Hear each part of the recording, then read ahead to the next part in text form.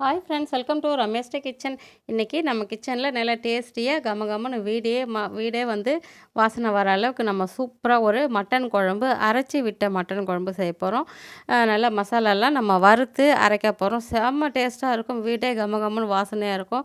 சூப்பரான அரைச்சி விட்ட மட்டன் குழம்பு செய்ய போகிறோம். வாங்க என்ன எப்படி செய்கிறோன்னு பார்ப்போம்.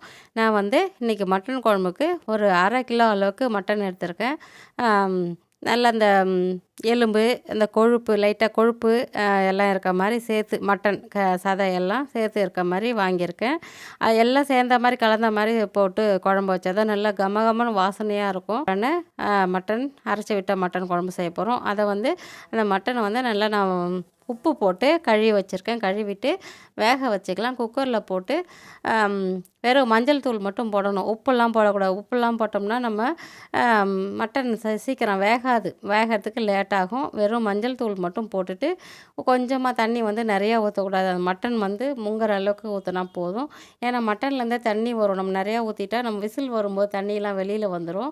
அந்த மட்டனில் இருக்க எசன்ஸ்லாம் வெளியில் போயிடும். அதனால் நம்ம வந்து தண்ணி திட்டமாக ஊற்றணும். போட்டுட்டு ஒரு 5, 6 விசிலுக்கு நல்லா மட்டனை வேக வச்சுக்கலாம். அது வேகிறதுக்குள்ளே இந்த மட்டன் குழம்புக்கு நம்ம மசாலா வறுத்து அரைச்சிக்க போகிறோம். அதுக்கு வந்து கடாய் வச்சுருக்கேன். கடாய் சூடானதும் அதில் வந்து 1 ஸ்பூன் அளவுக்கு, 1 ஸ்பூன் அளவு கூட இல்லை, ஒரு 1/2 ஸ்பூன் அளவுக்கு எண்ணெய் ஊற்றிக்கலாம். எண்ணெய் வந்து லைட்டாக சூடானதுக்கப்புறம் நம்ம வறுக்கிறதுக்கு என்னென்னு சொல்கிறோம் பாருங்கள். தனியா வந்து காஞ்ச கொத்தமல்லி ஒரு 2 ஸ்பூன் அளவுக்கு வச்சுருக்கேன். ஒரு 1/2 ஸ்பூன் மிளகு, 1/2 ஸ்பூன் ஜீரகம், ஒரு 4, 5 லவங்கம், ஒரு ஏலக்காய், அன்னாச்சி பூவில் ஒரு முழு பூவில் பாதி, மராட்டி மொக்கு ஒரு சின்ன பீஸ் பட்டை, ஒரு 1/2 ஸ்பூன் அளவுக்கு சோம்பு எடுத்து வச்சுருக்கேன். எல்லாத்தையும் அந்த எண்ணெய் வந்து சூடானதுக்கப்புறம் போட்டு நல்லா பொன்னிறமா வாசனை வர அளவுக்கு வறுத்துக்கலாம். தீயெல்லாம் வறுக்கக்கூடாது. தீஞ்சிட்டா வந்து குழம்பு டேஸ்ட்டும் மாறிடும், கலரும் மாறிடும். குழம்புல கலரும் மாறிடும். லைட்டாக வாசனை வர அளவுக்கு வறுத்துக்கலாம். ஆனால் நல்லா பொரிஞ்சு வரணும். எல்லாம் வறுபட்டு பொரிஞ்சு வரணும். அது மாதிரி வறுத்ததுக்கப்புறம் சின்ன வெங்காயம் ஒரு கைப்பிடி அளவுக்கு சின்ன வெங்காயம் எடுத்துகிட்டு உரித்து வச்சுருக்கேன். ஒரு சின்ன பீஸு, ஒரு மீடியமான பீஸு வந்து இஞ்சி எடுத்து வச்சுருக்கேன். ஒரு முழு பூண்டு உரித்து வச்சுருக்கேன். ஒரே ஒரு தக்காளி கட் பண்ணி வச்சுருக்கேன். எல்லாத்தையும் இந்த மசாலா கூடயே போட்டு வதக்கிக்கலாம். சின்ன வெங்காயம் போடுங்க. பெரிய வெங்காயம் சின்ன வெங்காயம் இல்லைன்னா பெரிய வெங்காயம் போட்டுக்கோங்க. ஆனால் சின்ன வெங்காயம் போட்டோம்னா நல்லா வாசனையாக இருக்கும். குழம்பு வந்து நம்ம அரைச்சி விட்ட குழம்புன்றதுக்கு அதுக்குமே சூப்பராக இருக்கும். அதோடு கூட நல்லா அதெல்லாம் வதங்கினதுக்கப்புறம் லைட்டாக வதங்கினதுக்கப்புறம் ஒரு 1/2 மூடி அளவுக்கு தேங்காய், 1/2 மூடி சின்ன தேங்காய் தான், அதனால் ஒரு 1/2 மூடி எடுத்திருக்கேன். ஒரு முந்திரி பருப்பு வந்து ஒரு முழுசாக பார்த்தோம்னா ஒரு 6, 7 முந்திரி பருப்பு போட்டிருக்கேன். இது பாதி பாதியாக இருக்கிறனால கொஞ்சம் நிறையா போட்டிருக்கேன். அதோடு கூட 1 ஸ்பூன் அளவுக்கு கசகசா எடுத்து வச்சுருக்கேன். இதெல்லாம் வறுத்து நம்ம மிக்ஸி ஜாரில் எல்லாம் ஆற வச்சு மிக்ஸி ஜாரில் போட்டு அரைச்சிக்கணும். அதோடு கூட வந்து அந்த கசகசா போட்டு லைட்டாக தண்ணி ஊற்றி நல்லா மசியாக அரைச்சிக்கலாம். அது ஆறுனதுக்கப்புறம் அரைச்சிட்ட மசாலாலாம் அரைச்சி வச்சுட்டு நம்ம குழம்பு தாளிச்சிக்கலாம். நான் மட்டன் நல்லா வெந்துருச்சு, எடுத்து வேறு பாத்திரத்துக்கு மாற்றிட்டு அதே குக்கரில் நான் குழம்பு தாளிச்சிக்கிறேன். எண்ணெய் வந்து கொஞ்சம் ஒரு குழம்பு கரண்டியில் ஒரு கரண்டி அளவுக்கு ஊற்றிருக்கேன்.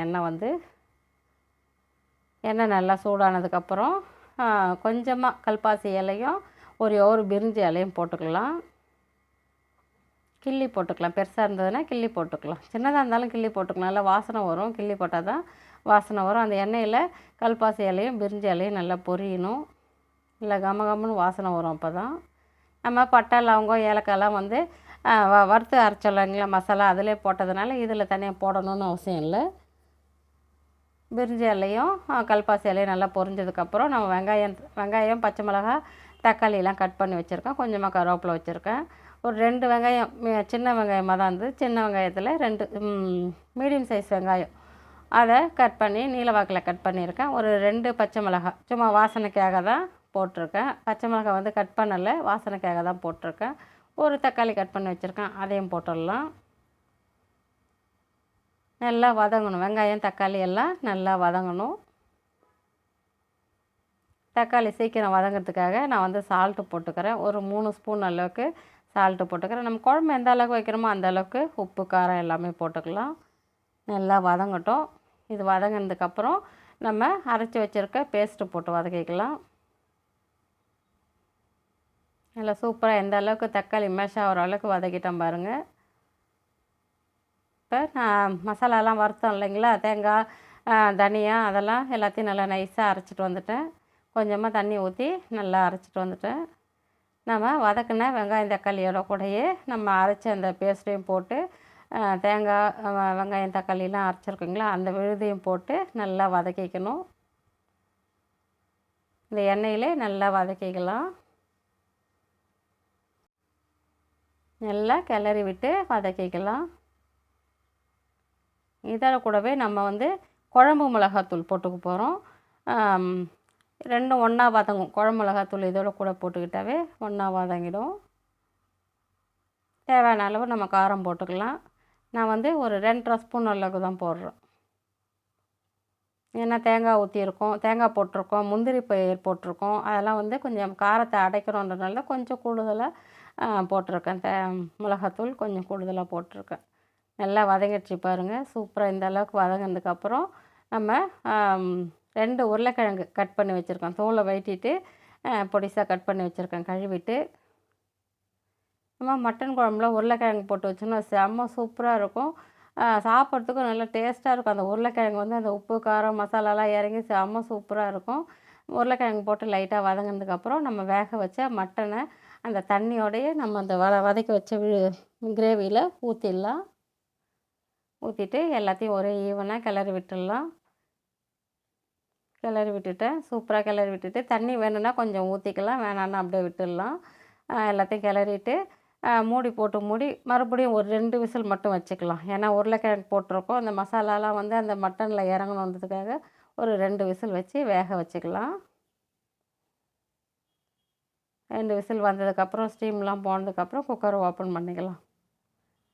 சூப்பராக 2 விசில் வந்து ஸ்டீம்லாம் போயிடுச்சு. எப்படி இருக்குது பாருங்கள். மட்டன் குழம்பு நல்லா மணமாக கமகமன்னு வாசனை, நல்லா அந்த விசில் வரும்போதே அப்படி ஒரு வாசனை, வீடே வாசனை. நீங்கள் இந்த மாதிரி மசாலா அரைச்சி மட்டன் குழம்பு வச்சு சாப்பிட்டு பாருங்களேன். நான் வந்து இந்த மட்டன் குழம்பு இன்றைக்கி அந்த நெய்ச்சோறு சொல்லுவோம் இல்லைங்களா, தாளித்த சாதம், நெய்ச்சோறு தேங்காய் பால் ஊற்றி நெய்ச்சோறு செய்வோம் இல்லைங்களா, அந்த நெய்ச்சோறுக்கு வச்சுருக்கேன். செம்ம டேஸ்ட்டாக இருக்கும். அந்த நெய்ச்சோறும் நான் வந்து என்னோட இன்னொரு சேனலில் இப்போ ரெசிபி போட்டிருக்கேன். ரம்யா ஸ்ரீ விலாகில் போட்டிருக்கேன். அதோட லிங்க்கு வந்து நான் ஐ பட்டனில் கொடுக்குறேன் பாருங்கள். நெய்ச்சோறு வந்து சூப்பராக நல்லா செம்ம டேஸ்ட்டாக. அதோட செய்முறை விளக்கம் வந்து ஸ்ரீ விலாக் என்னோட இன்னொரு சேனலில் போட்டிருக்கேன். அதோட லிங்க்கை வந்து நான் உங்களுக்கு ஐ பட்டனில் கொடுக்குறேன் பாருங்கள். குழம்பு வந்து நம்ம மூடி ஓப்பன் பண்ணிவிட்டு லைட்டாக கொதிக்க விட்டுக்கலாம். கொத்தமல்லி தழை போட்டுட்டு இறக்கிட்டோம்னா சூப்பரான அரைச்சி விட்ட மட்டன் குழம்பு சூப்பராக ரெடி ஆகிடுச்சு பாருங்கள். நல்லா கமகமான வாசனையாக இருக்கும். செம்ம டேஸ்ட்டாக இருக்கும். அந்த நெய்ச்சோறுக்கும் இந்த மட்டன் குழம்புக்கும் அவ்வளோ சூப்பராக இருக்கும். நீங்கள் இந்த மாதிரி செஞ்சு சாப்பிட்டு பாருங்களேன். அப்புறம் சொல்லுவீங்க அரைச்சி விட்ட மட்டன் குழம்புன்னா இதுதான் பக்காவாக இருக்கும். செம்ம சூப்பராக இருக்கும். இந்த வீடியோ உங்களுக்கு பிடிச்சிருந்தா லைக் பண்ணுங்கள், ஷேர் பண்ணுங்கள், சப்ஸ்கிரைப் பண்ணுங்கள். தேங்க்யூ.